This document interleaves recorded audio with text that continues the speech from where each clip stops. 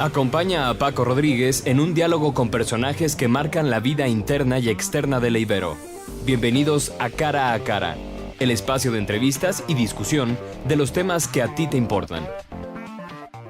Un grito en silencio a nuestra sociedad hoy. Es un panel con expertos académicos de la Universidad Iberoamericana Torreón que nos dará más elementos para poder reflexionar sobre acontecimientos vividos el 16 de enero de este año en un colegio en la ciudad de Monterrey, donde un joven de 15 años dispara contra su maestra y compañeros en su aula de clase. Evento que consterna no solo a la comunidad regiomontana, sino a todo el país, por cómo se presentan los hechos y la manera en que se distribuye por la web el video de este acontecimiento. Quiero dar la bienvenida a todos ustedes, gracias a las personas que nos acompañan. Bienvenidos a este panel de expertos convocado por las licenciaturas en Comunicación y Psicología del Departamento de Humanidades, por el Centro de Orientación Educativa y el área de reflexión universitaria de esta institución. Estamos transmitiendo para el Auditorio San Francisco Javier de la Escuela Carlos Pereira vía webinar, audio y video, apoyados por el ingeniero Jorge Gallegos. Evento para retransmitir por la estación de Radio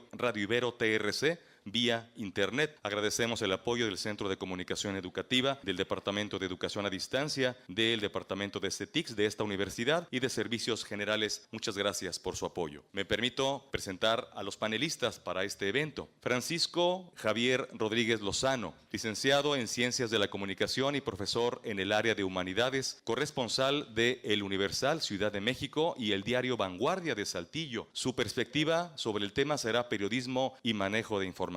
Gracias, Javier, por acompañarnos.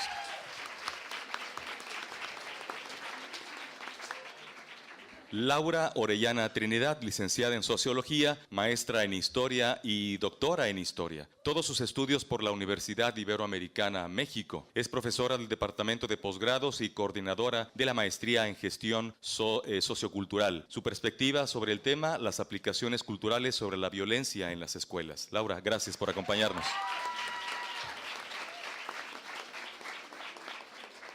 Francisco Javier Ramírez Calderón, maestro de tiempo completo en el Departamento de Humanidades y encargado de datos personales en nuestra universidad. Licenciado en Sociología, maestro en Educación y egresado del doctorado en Investigación de Procesos Sociales. Su perspectiva sociológica y educación sobre este tema. Tocayo, gracias por acompañarnos también.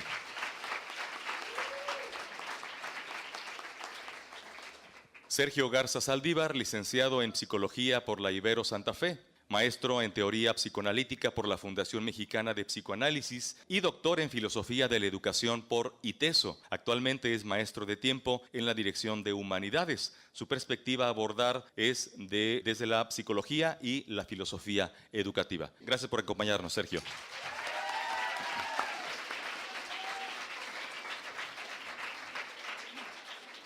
El orden de los panelistas es en esta misma secuencia, como los presenté.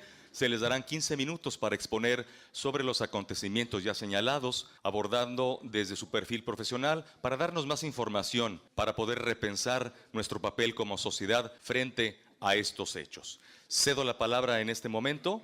Hago la acotación, al terminar las intervenciones de nuestros 4 panelistas, tendremos sesión de preguntas para que, por favor, las personas que se interesen nos puedan indicar. Habrá micrófono abierto para que puedan hacer de viva voz estas inquietudes. La Escuela Carlos Pereira tiene en este momento abierto una línea vía chat para que pueda comunicarse y las preguntas serán al cierre de las exposiciones de nuestros invitados. Vamos entonces ahora con nuestro primer panelista, Francisco Javier Rodríguez Lozano. Por favor. Gracias Tocayo. Gracias a la Universidad Iberoamericana y gracias también a Laura, Javier, Sergio. Qué bueno que no es una pelea de boxeo, ¿no? Porque estoy al lado de puro peso pesado en la mesa, ¿no? Yo como peso ligero simplemente. Pero bien, es un tema bastante interesante, este acontecimiento que sucedió en Monterrey. Y yo voy a hablar sobre este tema de la información, la difusión del video, sobre el tema de las imágenes. Creo que fue además de un hecho que consternó, que cimbró a la sociedad en general en México. Se generó un debate sobre la difusión de este video, sobre si sí o no difundirlo. Preparé un análisis básico, esencial. Me gustaría que al final del mismo pues, existieran las preguntas, los comentarios al respecto, ¿no? Básicamente hay que conocer, como decía Richard Kapuściński, es un periodista polaco. Él plantea que el periodismo trabaja con la materia más delicada del mundo. Y esa materia, la más delicada del mundo, es la gente. Y por tanto, hacer periodismo, dice Kapuściński, es una actividad sumamente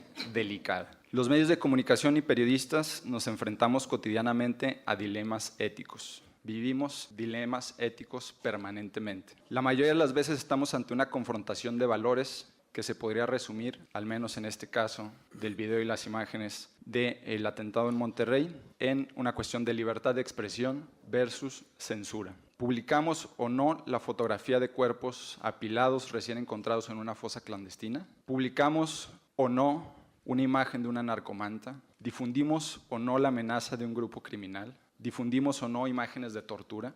Michela Marzano, una filósofa y política italiana, escribió en el libro La muerte como espectáculo que para poder informar con imágenes tan fuertes se requiere explicar, contextualizar, mostrar la información precisa y completa para que nuestro trabajo no produzca el efecto contrario entre el lector o el espectador. Desbocar las emociones y atenuar la cólera ante las injusticias a las que nos enfrentamos, hasta acostumbrarnos a la crueldad. En el caso de lo acontecido en Monterrey, tiene el agravante de que los protagonistas son jóvenes, adolescentes, niños. Quizá haya alguien más adelante que alce la mano y diga, sí, son niños, pero ¿qué acaso Alan Kurdi, el niño kurdo que fue encontrado muerto en la costa turca y cuya fotografía dio la vuelta al mundo, no era también un niño? No tenía 15 años como el chico que disparó en Monterrey. Alan Kurdi tenía 3 años. ¿Por qué sí publicar esa imagen y no las de Monterrey? ¿O por qué la fotografía de 1972 donde aparece la niña Panty Kim Phuc de 9 años desnuda mientras se aleja de las bombas de napalm durante la guerra de Vietnam? Sí es una imagen que no solo es representativa, sino valiosa históricamente.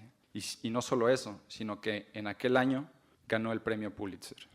Antonio Martínez, en un artículo del New York Times, escribió que ningún video es ético o no en sí mismo. Las imágenes descritas, así como otras como las atrocidades, por ejemplo, del Estado Islámico o los bombardeos en Alepo, continúa Martínez, pueden ser usadas desde el sensacionalismo más revulsivo, pero también funcionar para agitar la indiferencia de la opinión pública.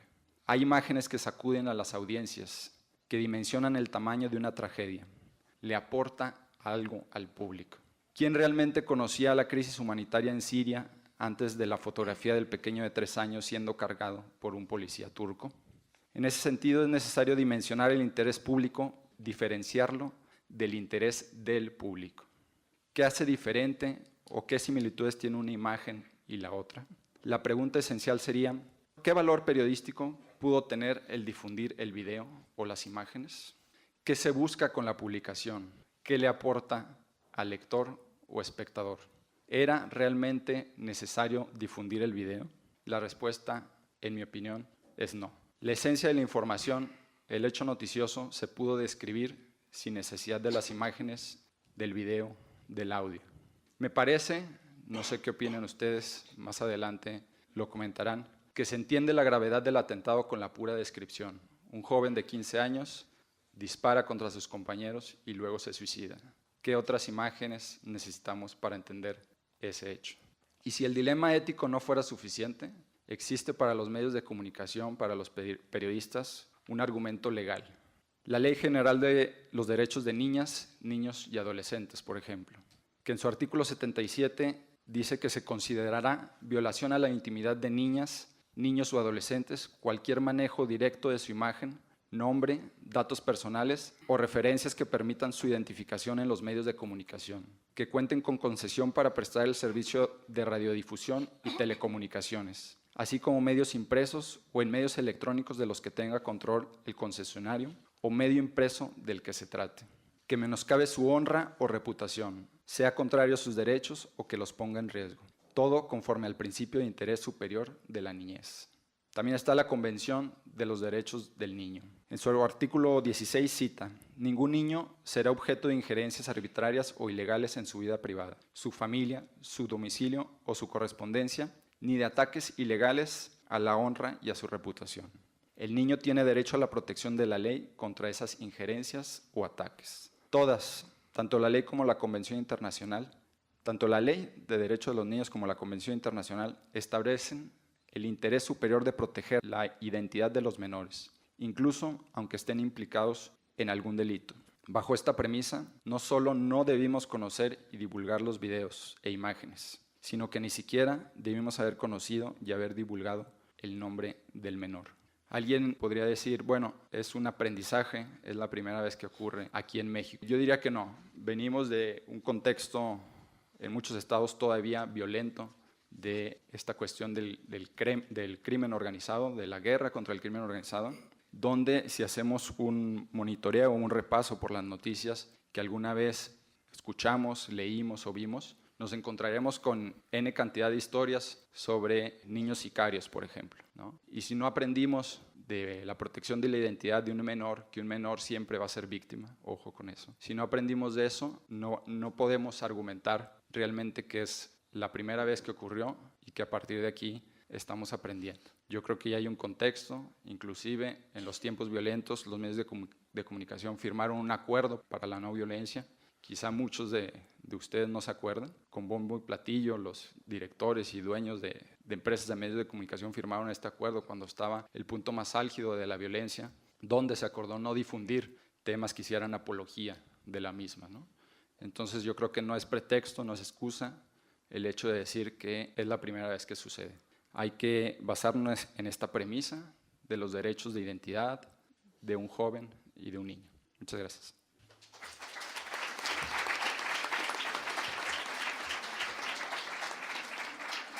Cedemos el micrófono en este momento a Laura Orellana, por favor, para su intervención. Adelante. Muy buenos días, pues yo también agradezco la invitación, agradezco que estén aquí pues todos ustedes con interés para este tema y a mis compañeros de humanidades con los que comparto la mesa. Bueno, el acontecimiento que nos reúne hoy yo creo que a todos nos preocupa, nos angustia, nos suscita muchas preguntas y por eso estamos aquí. ¿Por qué un jovencito ataca a sus compañeros y a su maestra? ¿Por qué comete suicidio? ¿Por qué en un lugar que consideramos tan seguro como las escuelas de pronto se convierte en un escenario complicado, ¿no?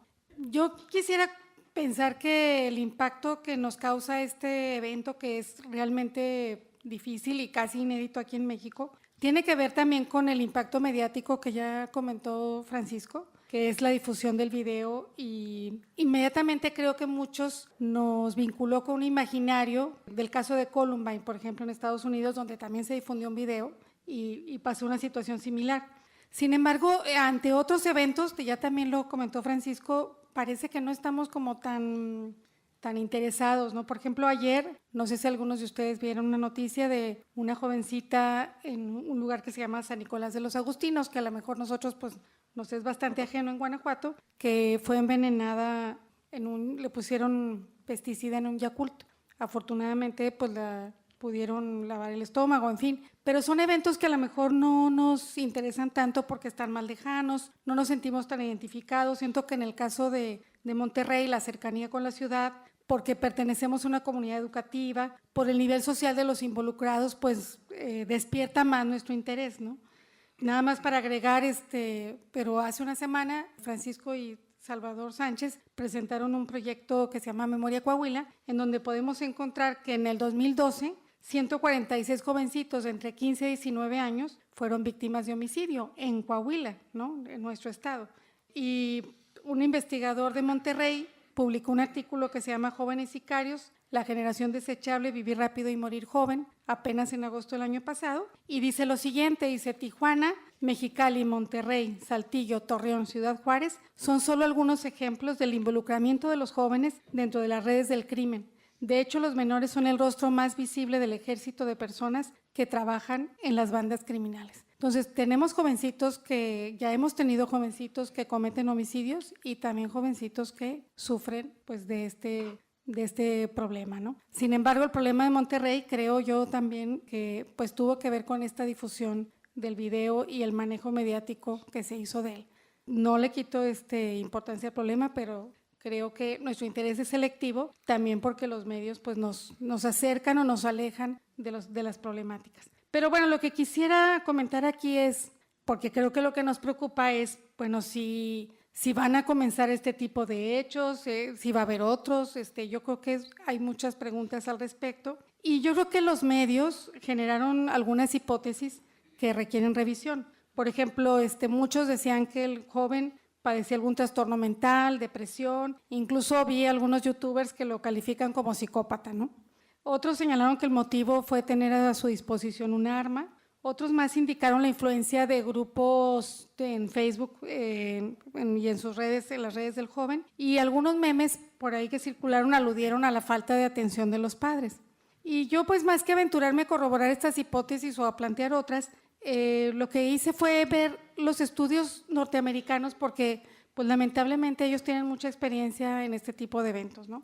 Y hay muchos investigadores que han estado, pues, tratando de explicar por qué de repente un joven, pues, abre fuego contra sus compañeros o contra sus profesores. ¿Qué pasa con esto, no? Yo sé que el contexto no es el mismo, no somos Estados Unidos, el contexto económico, político, todo es diferente. Sin embargo, creo que en el nivel de clases medias y altas de Monterrey puede haber ciertas similitudes y creo que es importante no inventar el hilo negro y ver qué han encontrado. Los investigadores, si ustedes ven, ha habido en Estados Unidos este tipo de incidentes desde el siglo XVIII. Sin embargo, cuando más se han acelerado es en el siglo XX y sobre todo a raíz de los 60. Y los estudios más o menos empiezan como en los años 90 del siglo XX y ven que la mayoría de los agresores en las escuelas tienen entre 11 y 21 años. Y lo que han encontrado, que a mí me pareció muy interesante, es que no han encontrado que haya un perfil psicológico determinado en los jóvenes que cometen este tipo de problemáticas.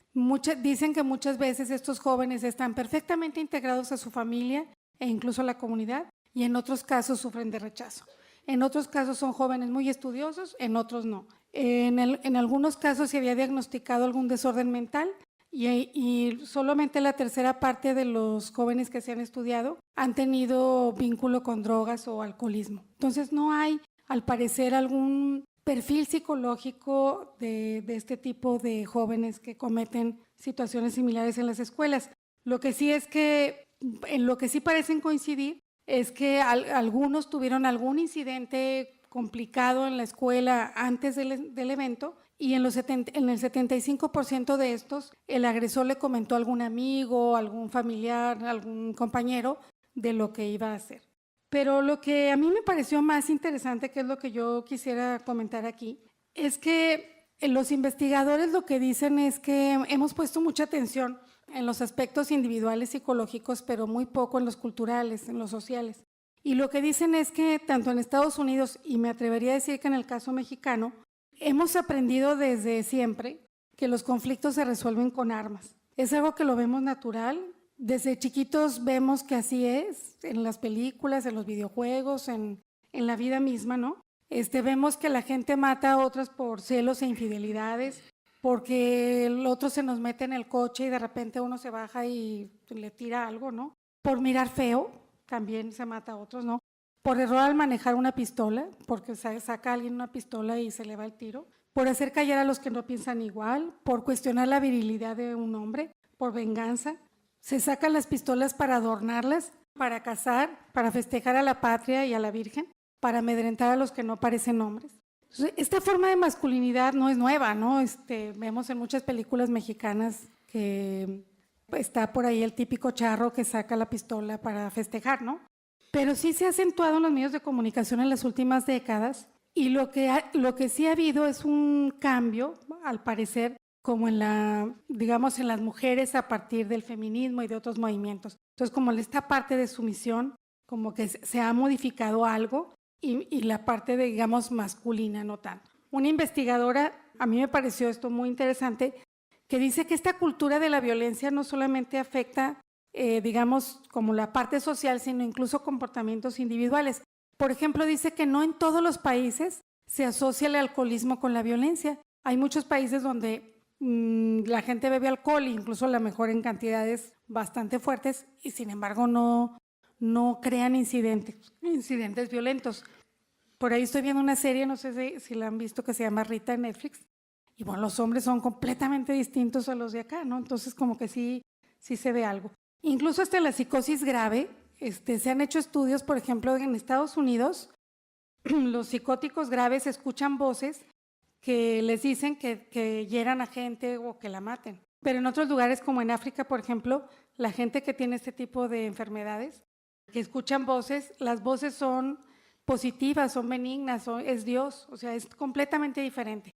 Entonces, lo que quieren decir estos estudios es que la cultura de la violencia es algo que nos afecta absolutamente a todos, y sobre todo a los hombres, como que la idea de que el hombre está asociado a la violencia es algo que va a ser muy importante. Esto también contribuye a que los hombres no busquen apoyo, reconozcan necesidad de ayuda por considerarlo vergonzoso como femenino.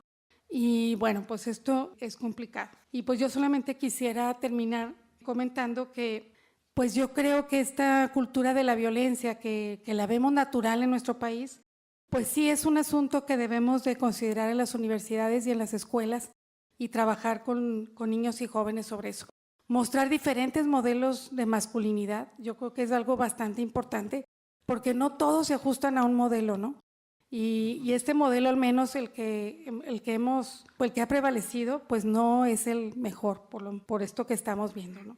Entonces, pues creo que es una tarea que tenemos que hacer, que creo que estos foros ayudan mucho para eso y hay que seguirlo haciendo. Pues gracias.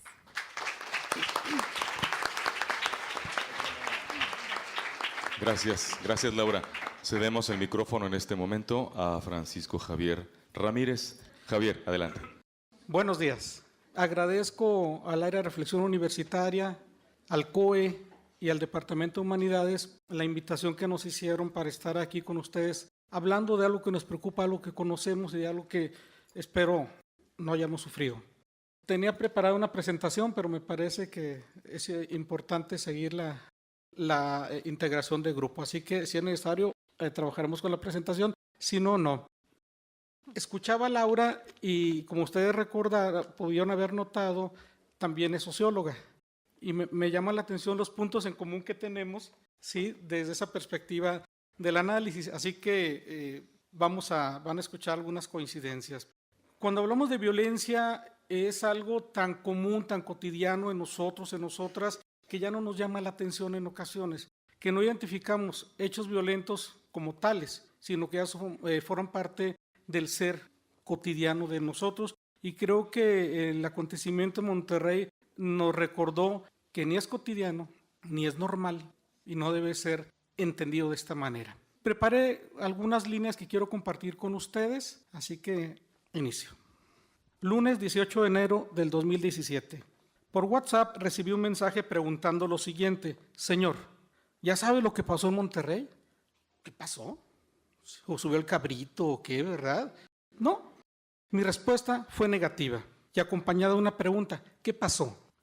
Un chavo mató a su maestra y a sus compañeros en una escuela de Monterrey. Fue la respuesta. Inmediatamente acudí a las redes sociales, como creo que alguno de ustedes, las cuales prácticamente ardían con la noticia confirmando el hecho. Posteriormente llega a mi cuenta el link para ver el suceso mencionado, para ver un asesinato, para ver un suicidio en vivo, ¿sí?, de seres humanos que tenían la edad de algunos que fueron mis alumnos, de otros que son mis alumnos, y estaba viendo que en lugar de aprender eran agredidos o se autoagredían. La escena: un salón de clases como hay muchos en nuestro país. Estudiantes de ambos sexos sentados en torno a sus mesas, terminando una actividad, y la maestra paseando entre las mesas, recogiendo los trabajos encomendados. Entre los y las estudiantes se ve a un estudiante, aparentemente entre 14 o 15 años, sentado en su lugar, supongo que será su lugar, el cual de manera inesperada saca de su mesabanco, o tal vez de entre sus ropas, un arma, y hace un movimiento con su brazo disparándole a un compañero que se encuentra frente a él un poco a la derecha, el cual, después de recibir el disparo, cae de manera impresionante. Enseguida se observa cómo el estudiante sigue disparando contra su maestra y sus compañeras. Finalmente, después de 2 intentos fallidos y una recarga del arma, ¿qué pasó? Se suicidó, se quitó la vida. Impresionante la manera en que cae. Sí, yo creo que lo platico y viene la imagen de Federico, ¿verdad? 55 segundos. En 55 segundos cambió la vida, no únicamente de los y las estudiantes y de sus familias. Federico se convirtió en un school killers, como se les categoriza a los que cometen ataques violentos en contra de una comunidad estudiantil, cuyo escenario del crimen es siempre una escuela o sus anexos. Los perpetradores casi siempre son los alumnos o exalumnos de la misma institución. Y destaco alumnos, estamos hablando de hombres, estamos hablando fundamentalmente, son hombres quienes llevan a cabo estos actos, como ha señalado también la doctora Laura. Y eso creo que también ya nos va dando alguna pista para ir comprendiendo este fenómeno. Es común que hayan sido víctimas de abuso, maltrato psicológico, verbal, físico o académico, real o imaginario, por parte de sus compañeros o profesores. Utilizan armas de fuego, se visten con uniformes militares, muchos de ellos actúan en equipo, no todos. Casi siempre se suicidan después de efectuar el ataque. Así pues, Federico no solo cambió la vida de muchas familias, cambió la vida de nuestro país. Sí, sabíamos de estos casos en otros países, ¿sí? Sobre todo en Estados Unidos, donde lo consideramos como propio de Estados Unidos, ¿no? O sea, esto pasa en Estados Unidos, hay balaceras en las universidades, en las escuelas, matan a sus maestros y todo, pero aquí no pasa nada. Aquí estamos bien, aquí somos mexicanos, sí, viva México, tenemos armas de fuego y todo, pero vamos, aquí no pasa nada, el país de no pasa nada, ¿verdad? ¿Y qué creen? Pasó, ¿sí? Sin embargo, hoy era en México, en Monterrey, a solo 339 kilómetros de la comarca lagunera. El hecho nos cimbró, nos conmovió y en algunos casos asustó. Nos llamó la atención, entre otras cosas, porque sucedió en lo que hasta antes de esa fecha era considerada como un lugar y una institución social segura, la escuela. Con base en ese supuesto, durante décadas hemos dejado de manera confiada en ella a cientos de miles de infantes y jóvenes, entre los cuales en su momento fuimos nosotros también, ¿verdad? La escuela es el lugar a donde vamos y somos enviados para educarnos, para ser hombres y mujeres de bien. Qué paradójico resulta leer, a la luz de los hechos mencionados, lo que señalan los banners que aparecen en el portal del Colegio Americano del Noreste. Dice, donde se fomenta la convivencia sana y pacífica. Y, a través del aprendizaje de nuevos conocimientos y habilidades, te hará ser libre, capaz de tomar tus mejores decisiones. Cuando lo estaba leyendo y pensaba en Federico, pensaba en las personas que fueron lesionadas, algo no estaba bien, algo no quedaba. Y pensé, dice, bueno, es que normalmente hemos pensado que que la escuela está orientada al fin de educar. No, la educación se da, aunque no exclusivamente, a través de la institución social denominada familia, en la que iniciamos el proceso de convertirnos en seres sociales, útiles y aceptados en una sociedad históricamente determinada, donde a través del proceso de socialización nos convertimos en normales y, como dicen algunos estudiosos de la conducta humana, adaptados a la sociedad. Al darle a la escuela la categoría de la encargada de educar, restamos importancia a otras instancias y escenarios de aprendizaje, como señala Paulo Freire en su texto denominado Canción Obvia. Señala Freire, mi cuerpo sudará, quemado por el sol, mis manos se llenarán de callos, mis pies aprenderán el misterio de los caminos, mis oídos oirán más, mis ojos verán lo que no vieron.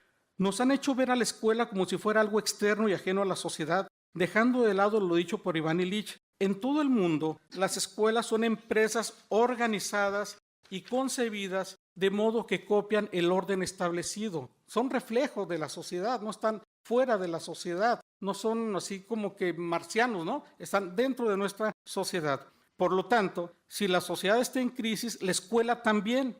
Si en la sociedad la violencia, el abuso, la apropiación por la fuerza de aquello que en derecho no nos corresponde, la admiración por los acumuladores del capital, la cosificación de los seres humanos en beneficio de la utilidad, una sociedad que cuida que los mercados no se inquieten ante el temor de una baja de sus ganancias, el creciente interés por el individuo aislado, en perjuicio del sujeto y del sentido de comunidad y de pertenencia de los seres humanos a ella, la admiración por los capos del crimen organizado y su grandioso estilo de vida, difundido por la llamada narcocultura.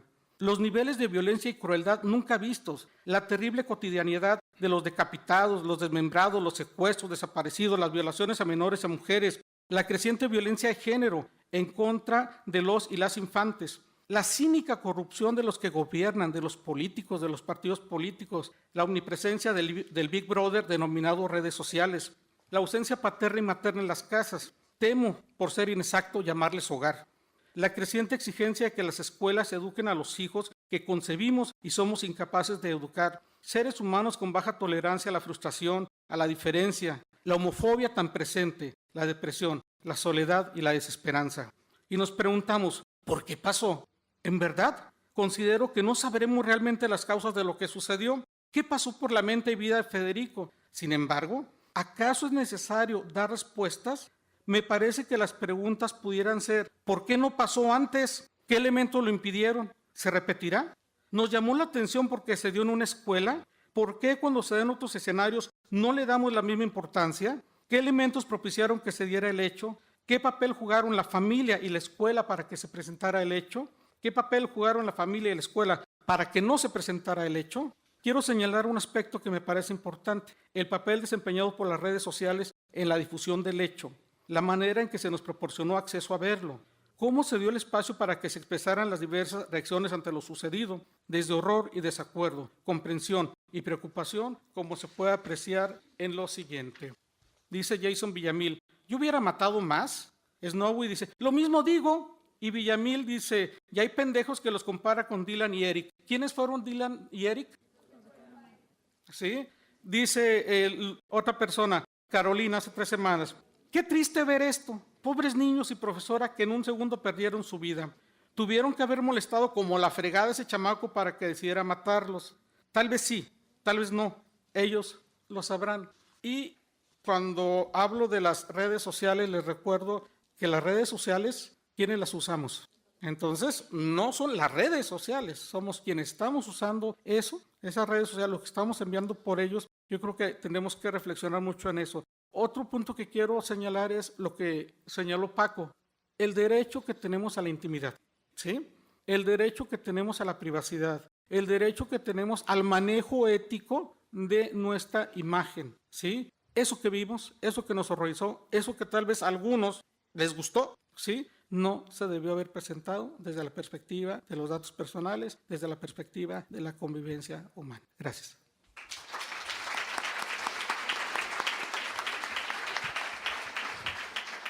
Gracias, Javier Ramírez. Cedemos el micrófono en este momento a Sergio Garza. Adelante, maestro. Gracias. Muy buenos días. Bienvenidos. Bueno, los estudiantes que son de aquí y los que vienen de fuera, muy bienvenidos y bienvenidas. Pues yo quisiera hacer una reflexión más desde el ámbito psicológico, pero antes de ofrecer algunos elementos para esta reflexión, quisiera ubicar algunos hechos que nos van a permitir ubicar el contexto en el que nos estamos moviendo. Antes de tocar el caso concreto que nos convoca aquí o que despierta esta reflexión, que es el de Federico, quisiera poner sobre la mesa el índice de suicidios que tanto en el mundo como en nuestro país en particular y en nuestro estado, en Coahuila, se ha venido elevando año con año desde las últimas 2 décadas. Por una parte es preocupante esta elevación, por otro lado es alarmante que prácticamente la mitad de esta cifra creciente de suicidas sean menores de 29 años. Entonces están, digamos, muy jóvenes. Así como poner ese señalamiento o esa observación. Por otra parte, tristemente vemos que se están elevando las tasas de crímenes tanto en nuestro país como en nuestra región. Y es otro síntoma, ¿no?, de la violencia que estamos ejerciendo, que no podemos canalizar y que despierta este tipo de respuestas. Me llamó mucho la atención, no sé si ustedes supieron, pero el sábado pasado hubo un crimen realizado por 2 jóvenes de 17 años y una jovencita también de esa edad, en la que entre los 3 matan cruelmente a otra jovencita de 15 años. Y cruelmente, perdón por lo gráfico, pero cruelmente la mataron a golpes y le acabaron enterrando, no sé cómo decirlo, clavando un palo de escoba en el ojo. Algo muy, muy tremendo. ¿Saben dónde sucedió esto? Aquí en Torreón. De esto, digamos, no se ocupó la prensa como se ocupó en el caso de Federico, pero si se fijan es algo verdaderamente alarmante, es un grito, lo podríamos apreciar así, desde esta óptica, un grito desesperado de algo estamos haciendo y estamos haciéndolo mal. Quizá otro problema es, precisamente para esta reflexión, quise buscar información a partir del caso, bueno, de los hechos de enero de Federico y la escuela en el americano, y al menos yo no encontré nada. Quería buscar información sobre ver qué avances había habido sobre la investigación, el estado de salud de las víctimas, si alguien había hecho algún análisis o ha arrojado algunas pistas sobre posibles interpretaciones de este hecho, y la verdad es que no encontré nada. Me llama la atención porque pasó el hecho, hablamos del hecho 2-3 días, vino una nueva situación y pasamos a lo siguiente. El sábado pasado sucede esto aquí en Torreón y pasamos a lo siguiente.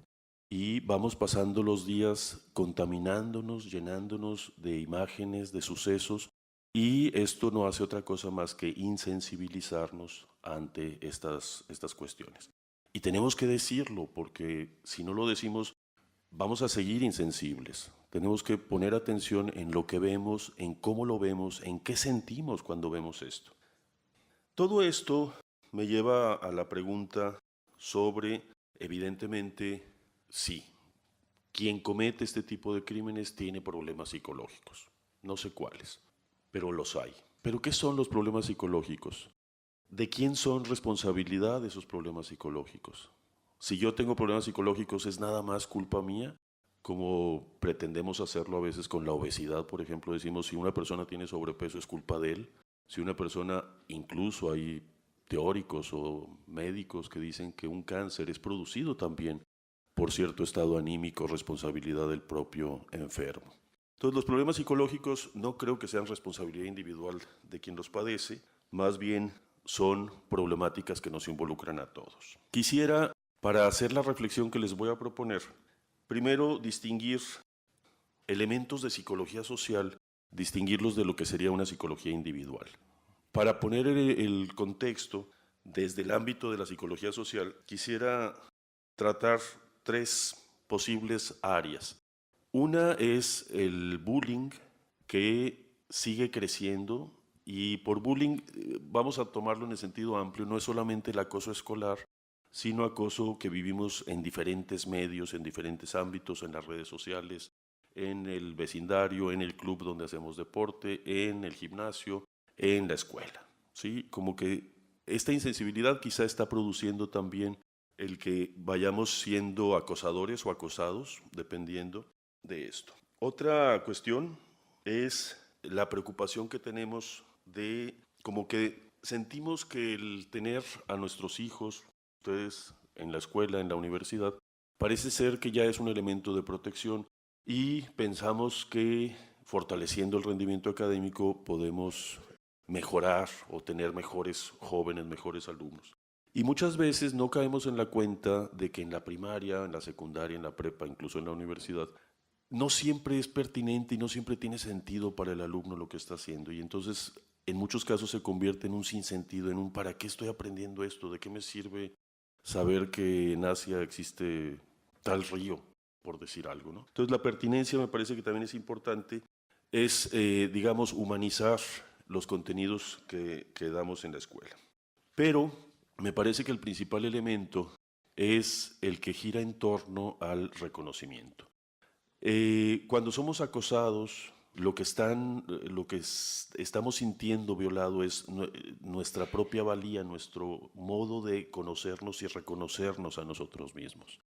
Cuando en la escuela no siento que soy lo suficientemente apreciado, yo como alumno, poniéndome en el papel de un niño, de un adolescente o de un adulto en la universidad, si no soy apreciado, reconocido por el profesor, la profesora, siento que se pega o me pega esto en mi propio reconocimiento. Cada vez hay más hogares, ya lo comentaba Javier hace un momento, en donde los dos papás trabajan, tienen que trabajar, y entonces en muchas ocasiones los niños crecen solos y esto también pega en el reconocimiento. Es decir, ¿quién es el que va a apreciar el desarrollo, el crecimiento, los logros que va teniendo ese muchacho? vamos creciendo y le vamos dando un lugar mayor al círculo de amigos. Todos ustedes, supongo, no sé, en prepa, en la universidad, pues le damos un valor, le están dando un valor cada vez más preponderante al círculo de amigos. Y este círculo de amigos, en términos concretos, se cristaliza, en la mayoría de los casos, en las redes sociales, en a quién tenemos de amigos en nuestras redes. Y para insistir en esta cuestión del reconocimiento, yo creo que todos ustedes o todos nosotros hemos vivido la sensación de mandar un WhatsApp y que nos dejen con las 2 palomitas azules sin respuesta, que nos dejen en visto. ¿Qué quiere decir que nos dejen en visto? Quiere decir, mi mensaje no produjo nada que a mi amigo o a mi amiga le diera motivo de responderme, de reconocer que yo le hablé, apelé a su opinión, hice algo. Cuando hacemos una publicación y al término de 2, 3 horas, no sé, nos encontramos con que ya hay 2 likes en nuestra publicación. Y los 2 likes, uno es de mi mamá y el otro es de una tía. Dices, qué difícil es el reconocimiento que va a tener este muchacho, muchacha que hizo esta publicación y tener esos 2 likes. Evidentemente en un instante lo va a borrar y ya, no pasó nada aquí. Pero cada vez más giramos en torno al reconocimiento. No es gratuito que, no sé si ustedes conocen, supongo que sí, la serie de Black Mirror. Y no es gratuito, evidentemente, que gran parte de nuestra vida gira en torno a este espejito negro que todos traemos en la bolsa, que le llamamos el smartphone. Y donde más allá de vernos en el espejo, queremos que otros nos vean. Y cuando nosotros nos ven es cuando nos sentimos reconocidos.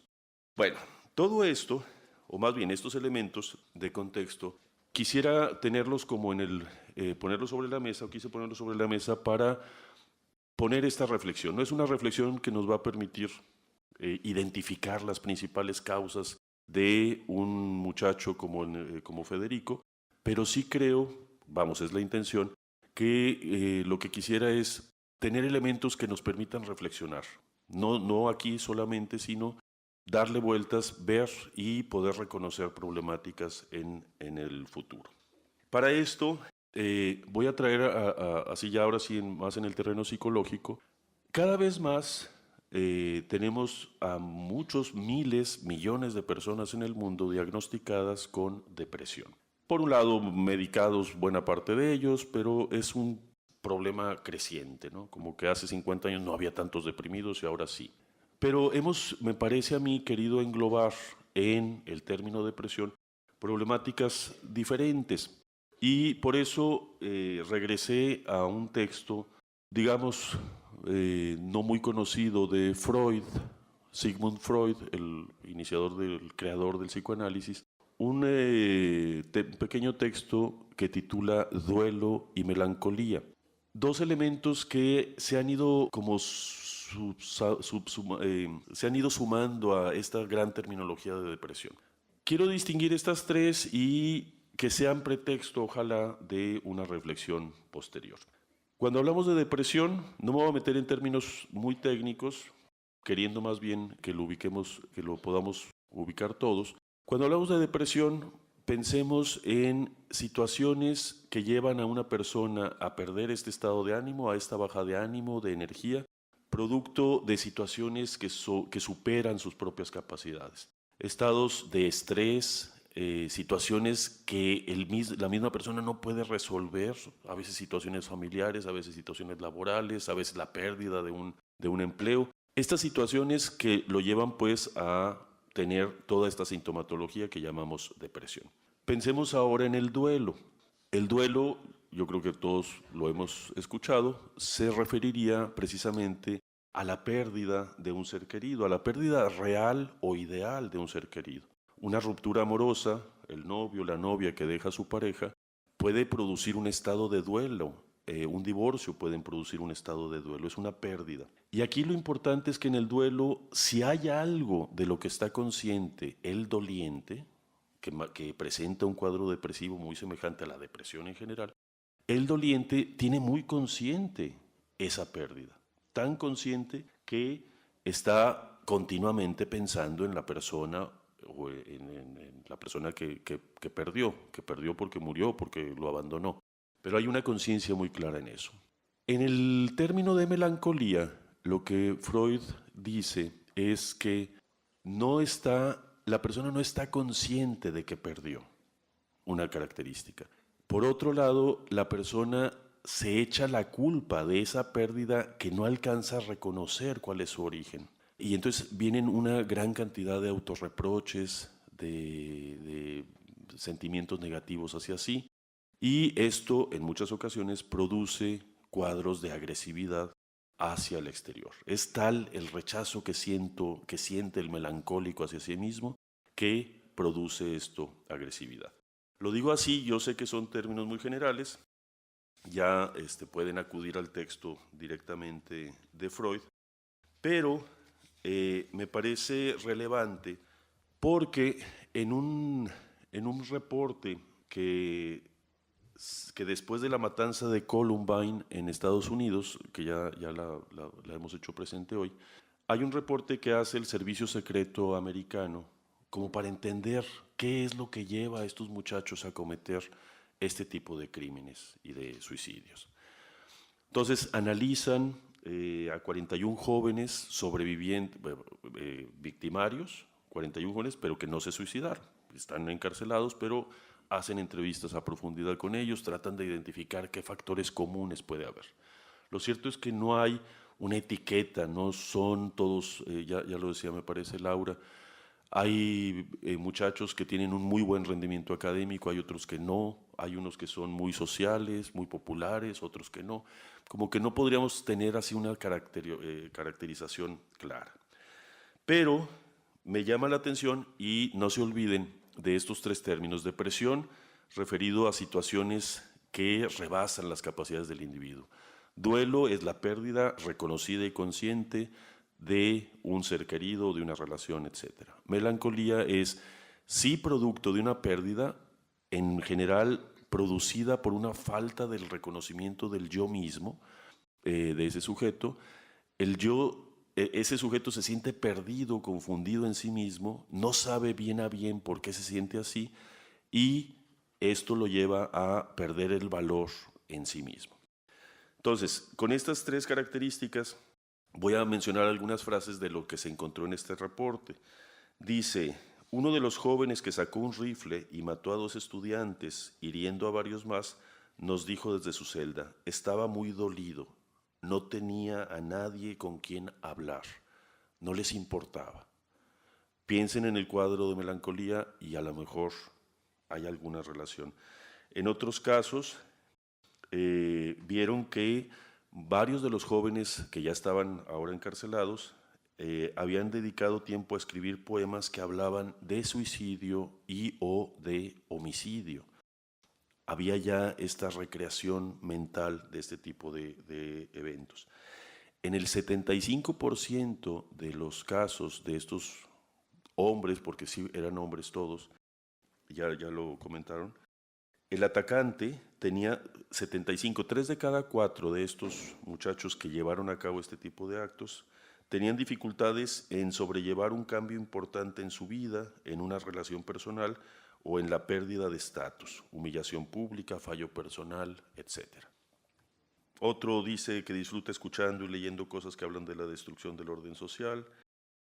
Y ya por último, dice este pequeño reporte, es la síntesis del reporte que hizo el Servicio Secreto, dice: estos chavales capaces de matar no se veían a sí mismos como algo valioso, así que tampoco veían como valiosos a los demás.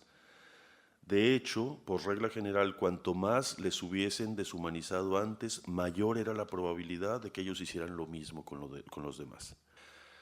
Yo sé que parece vano, parece simple ver las 2 palomitas azules y no tener respuesta. Yo sé que, parece chiste, pues, pero tratemos de ubicarnos nosotros, cada uno de nosotros, en las sensaciones y en el lugar que le damos a esas palomitas, en el lugar que le damos al reconocimiento que estamos buscando en el otro. Ese reconocimiento no es otra cosa más que hazme sentir que valgo un poco más.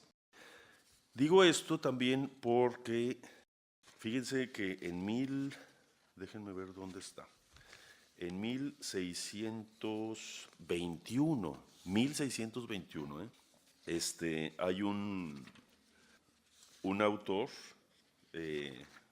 Robert Burton, por si les interesa, que escribe un texto de Anatomía de la Melancolía.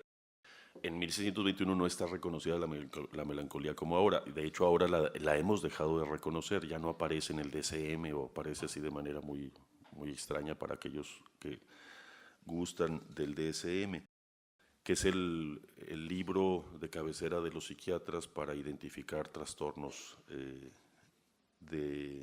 psicológicos. Pero él dice, la melancolía, este señor de 1621 dice, es conocida para pocos, desconocida todavía para menos. ¿Lo entienden? ¿O te digo, captaron la idea? Conocida para pocos, la melancolía, pero desconocida todavía para menos. Es decir, les aseguro que todos nosotros, a lo mejor me equivoco y hay alguno que se salva, pero todos nosotros hemos tenido esta sensación de melancolía. Melancolía en estos términos, ¿no? Porque luego la usamos en otros sentidos. Bueno, entonces espero que ayude tener o volver a presentarnos estos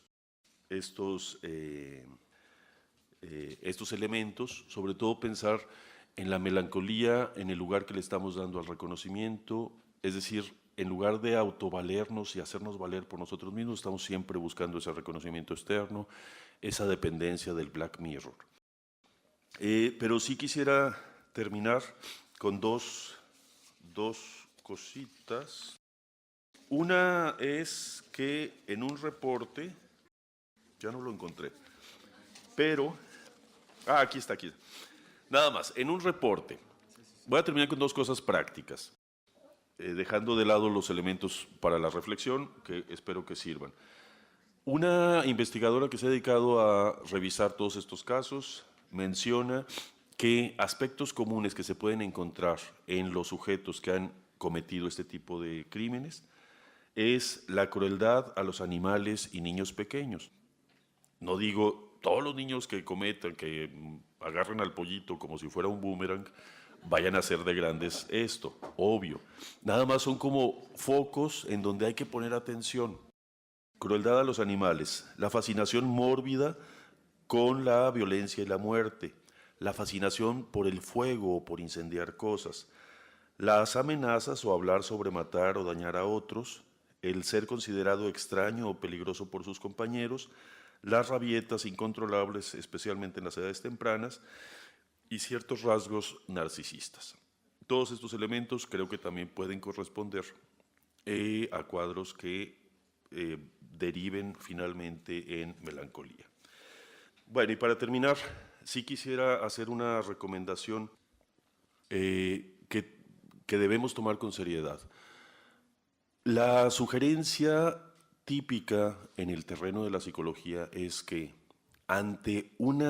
cuando alguien nos dice que está pensando en suicidarse, que ha tenido fantasías de cómo hacerlo, la recomendación es que siempre lo tomemos muy en serio ese comentario. Aunque sea así como en broma, más vale decir, a ver, háblame más de eso, dime qué pasa, cuando es una mera ideación suicida. Lo digo porque yo creo que también todos nosotros debemos estar alerta, atentos a que cuando alguien nos dice que piensa cometer algún acto violento, y a lo mejor nos lo dice como en broma, como que hay que poner atención, hay que darle su lugar y, si es necesario, compartir esto con alguien más, igual que en la ideación suicida. Entonces, también saber que el cuadro melancólico, no se imaginen a un sujeto todo triste, agobiado, que no tiene ganas de comer y que se la pasa dormido, así como el típico deprimido que nos podemos imaginar en las caricaturas. El melancólico sí esconde una depresión, trata de elaborar una pérdida y ese cuadro no necesariamente va a presentarse como alguien abatido, ni mucho menos. Pero sí puede haber elementos en los contenidos de lo que expresa que nos permitan ir a indagar sobre esa falta de reconocimiento o falta de valor en sí mismo. Muchas gracias.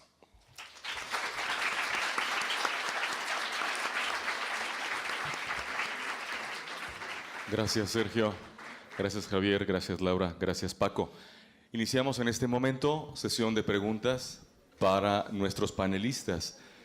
Suplico a nuestros amigos de la Escuela Carlos Pereira que nos reciben por vía webinar, hagan sus preguntas directamente por el chat.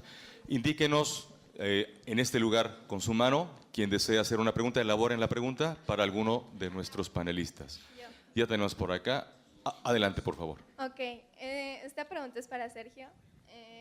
Desde el ámbito psicológico, ¿qué podemos hacer en las escuelas o sí, con los grupos de jóvenes para abatir este sentimiento de reconocimiento, de soledad? Bueno, yo creo que podemos hacer mucho. Lo primero es reconocerlo como un problema. Hemos hablado mucho de, por ejemplo, así cuestiones muy prácticas, educarnos para las redes sociales. Como que, si se fijan, dedicamos mucho tiempo a esto, pero nadie nos ha enseñado a qué lugar, a qué importancia darle a esto. Entonces yo creo que ese es un elemento. Pero principalmente es el humanizar la escuela. Digo, lo intentamos hacer todos, pero sí es tener presente la problemática individual de cada uno de los alumnos y hablar sobre esto del reconocimiento. No darle valor a cualquier espejito, hablando metafóricamente, ¿no? Como que hablar sobre la importancia que tiene un like, que de veras, yo creo que todos hemos escuchado esto, ¿no? A veces se nos va la vida pensando en esto y hablar sobre esto siempre ayuda. Gracias. Una pregunta más. Quiero también pedirle a Jaime Méndez, al maestro, que en algún momento le pudieran pasar el micrófono si hubiera alguna pregunta de Carlos Pereira. Tenemos por acá tenemos a una joven. Por favor, adelante. Bueno, son tres cosas. La primera es como hay ciertas personas que culpan a ciertos contenidos de medios de comunicación, a ciertas películas, a ciertas series, a cierto tipo de música que responsabilizan al acto sucedido, ¿no? Entonces, eso es justificación y creen que los medios han provocado una cierta desensibilización sobre la violencia y sobre estos temas. Y la otra es, ¿ustedes qué harían y qué nos recomendarían hacer como jóvenes para tratar de opacar ese amarillismo que hay y para que haya periodismo informativo, ¿no? Sin necesidad de expresar como con imágenes o videos explícitos pues los problemas que suceden, ¿no? Gracias. ¿Alguno de los panelistas? Paco. Bueno, es difícil deducir si un medio de comunicación desensibiliza o no. Ciertamente hay ciertos grados de influencia de los medios de comunicación entre los jóvenes, ¿no? En general entre la población, por ejemplo. Y el claro ejemplo es el caso que ya mencionaron mis compañeros, el de Columbine. Una de las hipótesis de Michael Moore es básica y es esta cuestión de la influencia y el terror que promueven los medios de comunicación para provocar miedo y pánico en la gente, ¿no? Y ese miedo y pánico en la gente que es trasladado a una cuestión de protección. Y esa protección es trasladada a un tema de obtener armas para estar protegidos. Entonces, bueno, basándonos a lo mejor en esa premisa quizás sencilla, sí existe cierta influencia de los medios de comunicación en distintos temas ante la sociedad. Javier Darío Restrepo, un periodista que es base para entender cuestiones de ética, dice que hablar de periodismo ético es una redundancia. El periodismo o es ético o no es periodismo, pues, ¿no? Entonces, bajo esa premisa básica, la idea sería que todo lo que se difundiera en los medios de comunicación, tanto electrónicos como escritos, pues se basaran en cuestiones que entienden la ética. ¿Sí? ¿A qué voy con esto? El periodismo y los medios de comunicación, la información, hay que entenderlos como un servicio, no como un poder. Y en la medida que entendamos que el periodismo es un servicio, vamos a estarnos haciendo estas cuestiones de dilemas éticos. En la medida, insisto, que pensemos que lo que vamos a publicar, que lo que vamos a difundir va a ser para servir a la sociedad, en esa medida nos vamos a estar haciendo cuestiones sobre si difundimos o no, si publicamos o no cierta información. ¿Sí? Gracias, Paco. Vamos a pregunta de Carlos Pereira. Si alguna persona desea preguntar, por favor, indíquenos con su mano Paco. para poder. Por favor, Sergio, ¿quieres? No más, sobre esto, así de memoria, ubico algunos estudios o algunos reportes que se han hecho para ver la influencia de contenidos violentos en niños, por ejemplo, a través de la televisión y esto. Y no se encuentra esa relación. Lo que sí se encuentra es decir, no es que porque el niño vea violencia se vuelva violento. No es así de automático. Lo que sí sucede es que si el niño está enfrentado o expuesto a estos contenidos de violencia y crece en un medio violento, principalmente, en una falta de atención de sus cuidadores, ahí sí tenemos como que el potencial de que, aparte de la situación que está viviendo, el contenido violento se potencie, ¿no? Pero directamente no está la relación. Gracias, Sergio. Adelante, de la Carlos Pereira. Bueno, aquí nos hacen dos preguntas. La primera es en general, que es cómo identificar a alguien que quisiera cometer un atentado en la escuela. Y la segunda sería para Sergio, ¿cómo sé si alguien está deprimido?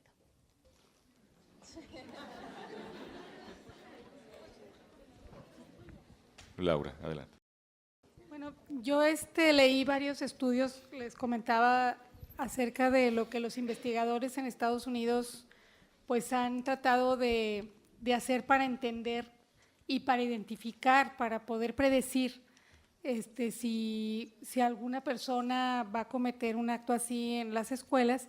Y como les decía, realmente no hay un perfil específico de personas donde pudiéramos ubicar.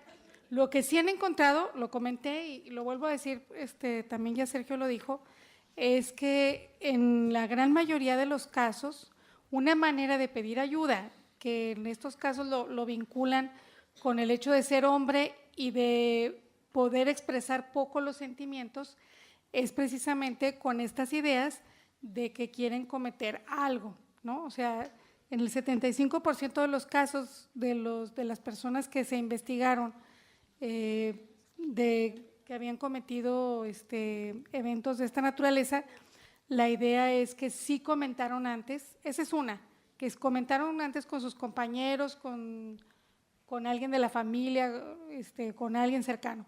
Y la otra es que sí habían tenido algún incidente conflictivo antes de cometer esta situación. Entonces, como que, pues eso es lo que se encuentra. Realmente no hay que alguna persona tenga ciertas características.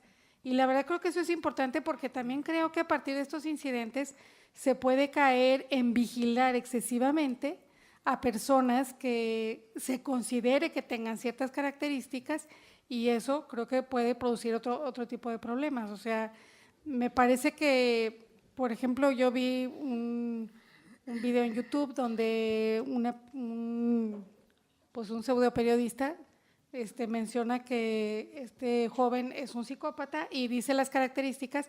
Me parece que eso es muy peligroso porque entonces cualquier cosa que cometan nuestros compañeros pues puede llevarnos a pensar que va a cometer algo, ¿no? Entonces yo creo que sí es importante. Muy bien. Sí quisiera comentar algo. Algo muy importante en esto es, primero, en prevención de desastres, cuando hay una amenaza de bomba, se debe actuar como si fuera real, ¿sí? Y en ese sentido, en concordancia con mis compañeros, si podemos hablar de un patrón, que no quiero decir que lo hay, si hay rasgos que presentan las personas que han sido, en este caso, los agresores. Como se ha señalado, algunos presentan situaciones de abuso, no me gusta utilizar el término bullying, ¿sí? la cuestión de abuso, también hay una historia familiar que nos puede dar pistas, hay un contexto, como lo señaló Sergio. No podemos estar interpretando, me parece que es muy peligroso interpretar o generalizar respecto a quienes son los agresores. Algo fundamental es romper el ciclo, ¿sí? Y romper el ciclo se habla de confianza. Si yo sé, escucho, leo que mi amigo habla de agredir, de matar, de comprar armas, debo de creer, ¿sí? Debo de romper. ¿Cómo lo rompo? Comunicando. Desde autoridades escolares, ¿sí? Desde el mismo grupo de amigos, creer que es posible, ¿sí? Todos decimos, es que salió en YouTube un video de fulanito de tal, es que salió en tal parte, bueno, pero ahí es precisamente cómo romper eso. Hay que creer y hay que decir a las instancias, a los padres de familia, ¿sí? La Organización Mundial de la Salud señala que precisamente uno de los elementos que intervienen en la cuestión de violencia juvenil, porque también esto se entra en lo que es violencia juvenil, es la falta de vigilancia o atención de los padres, ¿sí? Pero también es el uso excesivo del alcohol y también es el abuso de las sustancias adictivas ilegales. Es decir, no podemos hablar de una sola causa, no, esto es multifactorial, pero yo insisto, hay que tomar las cosas en serio, ¿sí? Como señala Sergio, es que me quiero matar, es que tómenlo en serio. Y hay que tener el valor de decir y compartir, ¿sabes qué? Fulanito, perenganito señaló esto, dijo esto, yo lo veo de la siguiente manera. Eso es muy importante y entender que lo que se hace, en ese sentido, por parte de los amigos, de los conocidos, es un acto de confianza, es un acto de amistad, un acto de amor para quien lo está diciendo, ¿sí? Algo que es fundamental es lo siguiente, estamos en una sociedad con mucha soledad.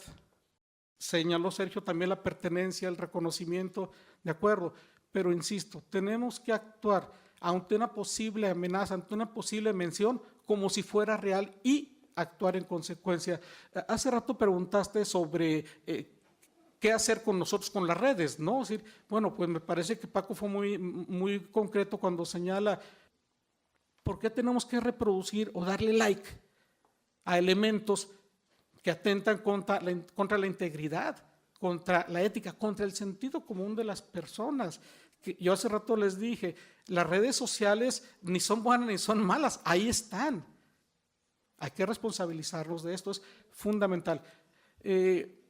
Déjenme comentarles, hace algunos años estuve trabajando en un proyecto que se llamó Constrúyete, que a nivel nacional, y nosotros en Coahuila nos tocó, y era impresionante.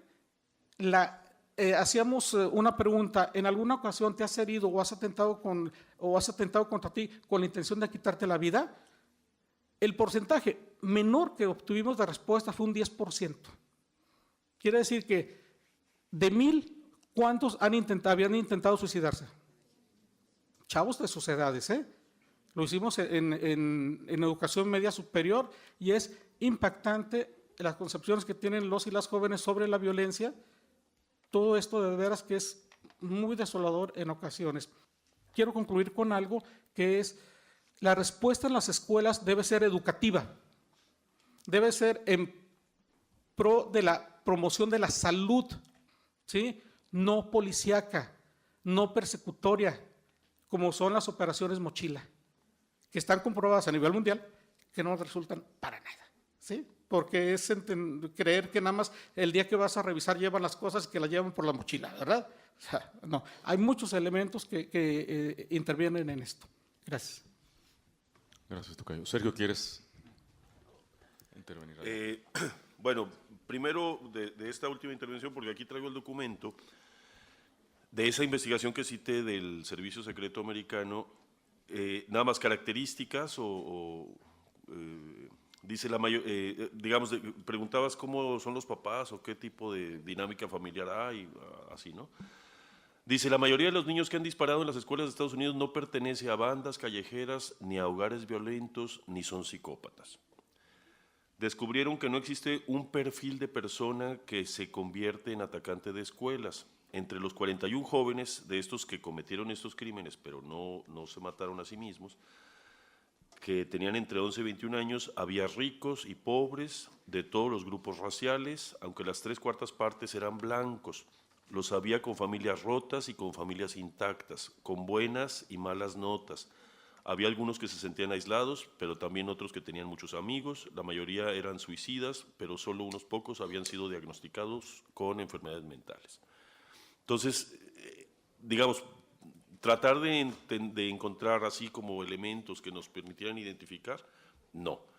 Yo insistiría, y un poco retomando la pregunta está dificilísimo cómo identificar una depresión así en general, pero es también muy difícil identificar este tipo de un sujeto que potencialmente pueda hacer esto. A no ser esto que subrayaba Javier, que había comentado yo, es estar atentos. Cualquier elemento, no sientan, sobre todo ustedes jóvenes, no sientan que es como quitar la solidaridad con mi compañero porque le voy a ir a decir a alguien más que mi amigo está diciendo esto. No es así, como decimos coloquialmente, no es que voy a rajar, lo voy a denunciar. No, es más bien la manera en que podemos ayudar a alguien que presenta este tipo de mensajes. Sobre cómo identificar a un depresivo, sí es muy difícil porque es un cuadro de espectro muy amplio. Hay depresiones en las que el mismo sujeto se reconoce a sí mismo como deprimido y los más son casos en donde el mismo sujeto no se asume a sí mismo como deprimido. En el duelo, el doliente no siempre se reconoce como tal. Entonces, sí es muy complicado. En el melancólico que yo decía, para nada se va a ubicar en un cuadro depresivo cuando sí está en la base la estructura de este cuadro diagnóstico, ¿no? Entonces, pues sorry por el que haya preguntado, pero sí está, digamos, no podría decir, digo, lo obvio es que alguien pueda decirnos que se siente triste, desanimado, que le baja el nivel tiene bajos niveles de energía, batalla para dormir, batalla para empezar el día muchas veces, pero a veces es al revés, es para conciliar el sueño. Hay variaciones, pero digamos, los rasgos característicos pues sí los identificamos. Lo difícil es cuando no se presentan estos así como tales y sí estamos hablando de cuadros depresivos. Gracias. Por respeto al tiempo, una pregunta más. Vamos con la siguiente. Adelante. Bueno, primero felicitarlos por la exposición de cada uno y, en general, ¿qué no significa que no existe un perfil determinado de aquellos que cometen atentados? Se habla de un factor común de jóvenes que sufrieron alguna situación difícil previo al atentado, pero vivimos en una época en la que casi todo lo que se dice puede tomarse como una ofensa, y no solo por el contenido, sino también por la forma. Se habla de tratar de identificar focos rojos y pues educar o prepararnos para evitar dichos sucesos, pero ¿qué tan sensibles somos a los focos rojos cuando vivimos en una sociedad que hasta cierto punto llegó a vivir en paz en un ambiente de violencia? ¿Cómo educamos en amor o en tolerancia cuando a diario se sufre de un desconocimiento de la identidad propia, sobre todo en una etapa tan vulnerable como la adolescencia? ¿Y por qué confiar en una institución algo tan importante como la construcción de cada individuo? Albert Einstein mencionaba que en los años de educación de un individuo deberían de enfocarse a enseñarle a ser como persona, a pensar, a construirse, en vez de enfocarse más a los estudios o en algo que se puede obtener de un curso, de un libro. Mencionar también el papel de las redes sociales como una plataforma de comparación y el aislamiento generado por el uso de gadgets, construcción de mundos alternos, de identidades que no son tan reales y la incapacidad de lidiar con las emociones propias y con las de los demás. ¿Un comentario? Gracias. Me piden una pregunta más, por favor. Buenas tardes. Les quiero suplicar a quienes nos puedan acompañar para que finalmente también agradezcamos a los expositores. Por favor, adelante. Buenas tardes. La pregunta me enfocaba más a lo que dijo Paco. Yo creo que como cultura mexicana tenemos muy arraigado esto de la violencia después de todo lo que pasó años atrás. Y me llamó mucho la atención lo que dijiste acerca del video, que si no no era necesario el haber compartido, el haber visto, el haber difundido las imágenes, pero creo que como sociedad mexicana, si no las hubiéramos visto, hubiera pasado como las noticias que ustedes mismos dijeron, como la niña que mataron y le encajaron, o sea, el palo de la escoba. Entonces, yo la verdad no estaba enterada de la noticia, entonces creo que si hubiera sido muy diferente si hubieran compartido una imagen y tal vez nos hubiera impactado como sociedad. La pregunta es la siguiente: ¿de verdad crees, reflexionando el comentario, que la noticia hubiera impactado lo suficiente a nuestra sociedad mexicana si no hubiera existido ninguna imagen? O sea, solo la redacción de la noticia diciendo un joven solamente entre comillas, como comparando con Estados Unidos, disparó contra 3 personas y comparándolo también con la violencia del narcotráfico en una escuela y para después suicidarse. ¿Crees que de verdad no hubiera impactado a las madres de familia, a los estudiantes, lo necesario para, o sea, bueno, sí, entendí el punto. Bien, un ejercicio rápido, levanten la mano. ¿Quién no vio el video? ¿Quién no vio el video? Ok. La respuesta rápida sería sí. O sea, yo creo que simplemente conocer una noticia a través de la radio, de un medio impreso o de la televisión, cuyo titular simplemente es menor de 15 años, dispara contra sus alumnos y maestra y luego se suicida, y que pudiéramos hacer una descripción básica sin necesidad de imágenes, sin necesidad del morbo, pues, de la muerte, me parece que sí debería de ser esencial, pues, o único para impactarnos. Me parece que si necesitamos de ver la imagen de un niño que dispara contra su maestra, sus compañeros y después se suicida, pues no sé aquí el psicólogo Sergio si significa algo que necesitemos de estar viendo que maten gente para que nos impacte, pues, para que realmente nos cause algún tipo de impacto. Me parece que ahí sí, pues sería otro debate inclusive, ¿no? Sí. Pero Adelante, sí comentar algo nada más. Yo creo, me da mucha pena citar el caso del asesinato de esta jovencita del sábado. De veras me impactó, me hizo sentir muy mal. Más allá de la cercanía es el hecho. Pero te aseguro que los que no estaban enterados de esto, nadie necesitamos la imagen de esta jovencita asesinada de esa forma, ¿no? ¿Qué pasa con la imagen? Decimos, es que ahora la imagen es el tiempo, una imagen dice más que 1000 palabras. Sí y no. Se pueden describir las cosas, como dice Paco, no hace falta una imagen, pero la imagen sí desvirtúa, sí te distrae.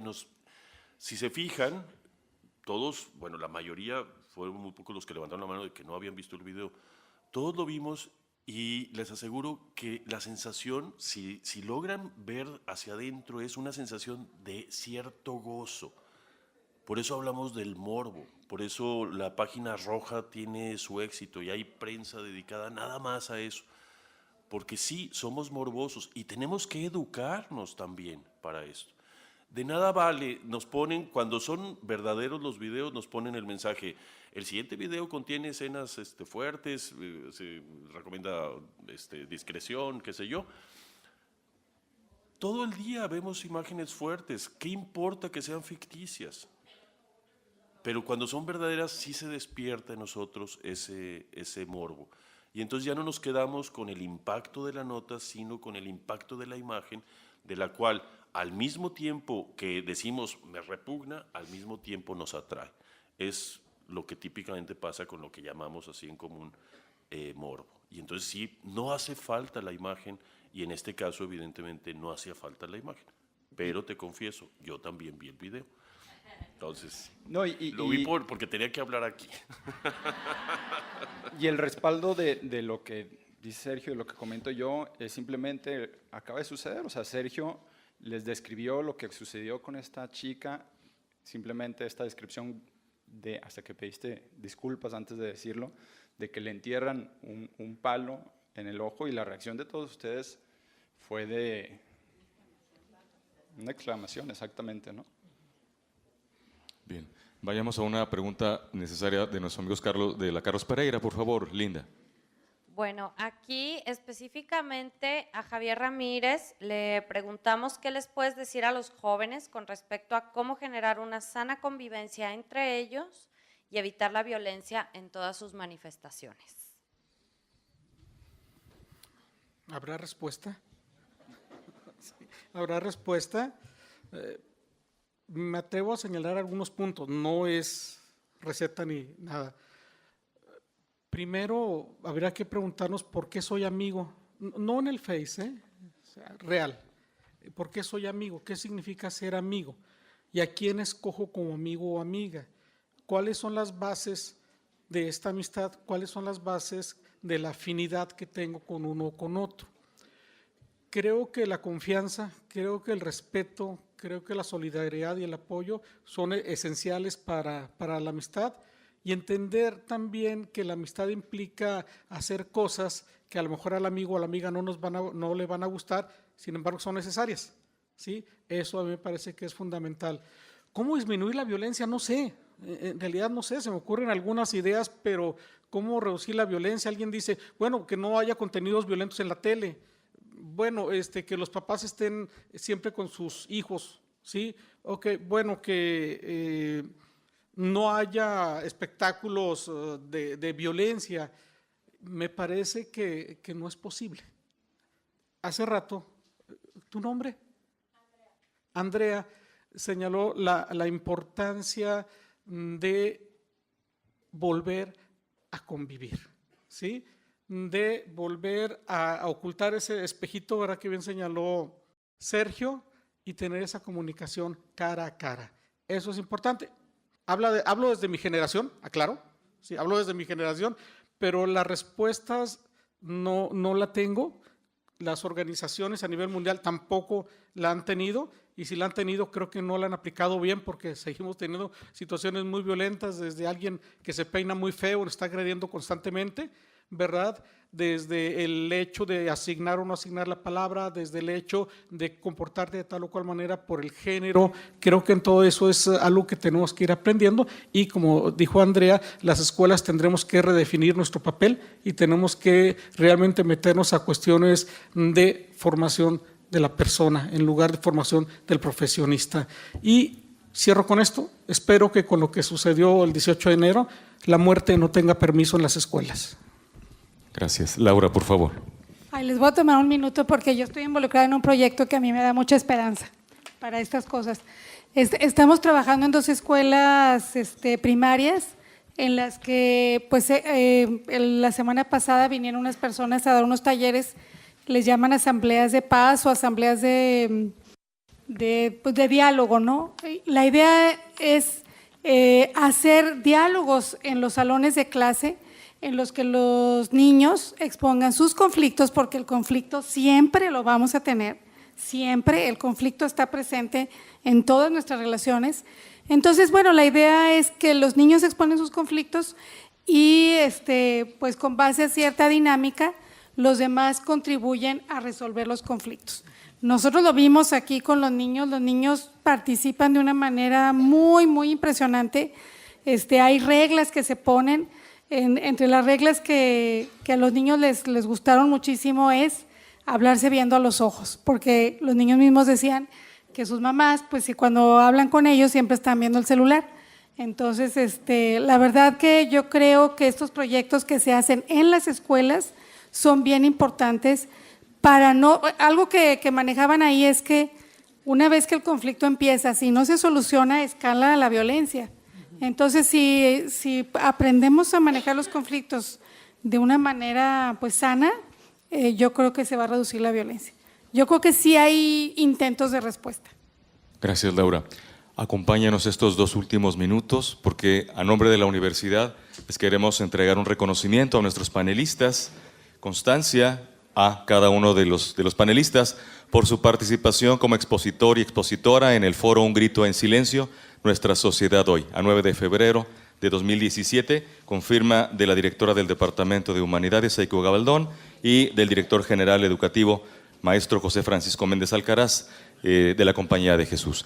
Quiero pedirle, por favor, a mis amigas a Linda Padua de la Coordinación de Psicología, a Vero Pérez de COE y a Irma Serna de Comunicación y de Educación en estas coordinaciones, que me ayuden a entregar estos reconocimientos y estos agradecimientos, y el aplauso, por favor, para cada uno de ellos.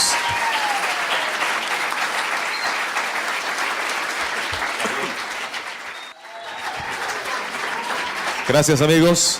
Gracias a nuestros amigos de la Carlos Pereira, a los colegios visitantes, gracias a los maestros, a los alumnos y a quienes están enlazados por vía internet. Muchas gracias a la Carlos Pereira. Esto ha sido todo por el día de hoy. Nos vemos cara a cara en la próxima emisión.